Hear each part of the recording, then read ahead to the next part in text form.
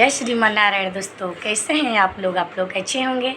मैं अपना YouTube channel पर आप सभी को स्वागत कर रही हूँ। दोस्तों फिर से मैं अपना वीडियो लेकर एक आई हूँ। ब्लॉगिंग समझिए आया वीडियो। तो आज से चर्चा गीत लेकर आई हूँ। आज सोमवार है, डेट 27 है। दोस्तों आज भोलेनाथ के लिए गीत गाने जा रही हूँ, ध्यानपूर्वक सुनिएगा।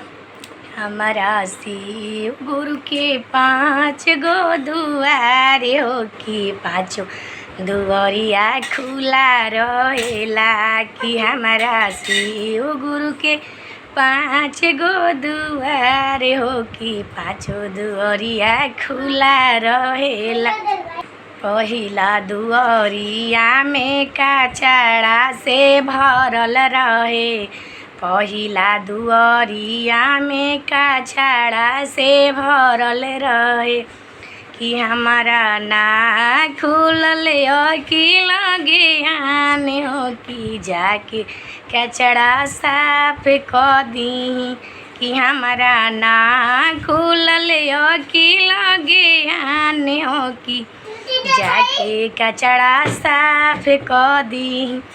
दूसरा दुआरिया में नंदी जी बैठल रहन, ते दूसरा दुआरिया में नंदी जी बैठल रहन कि हमारा ना खुलल कि लगे आने हो कि जाके सानी भूसा गई थी कि हमारा ना खुलल कि लगे आने हो कि जाके सानी भूसा कर आई थी।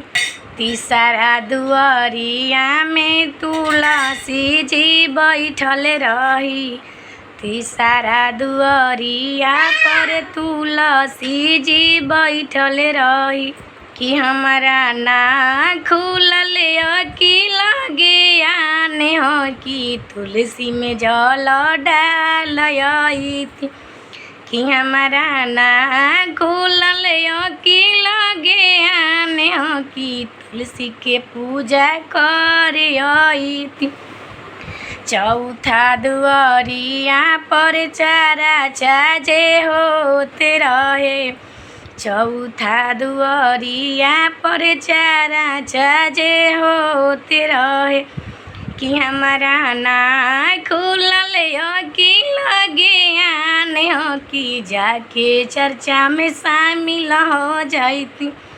हमारा ना खुलल कि लगे आने हो जाके चर्चा में शामिल हो जाती।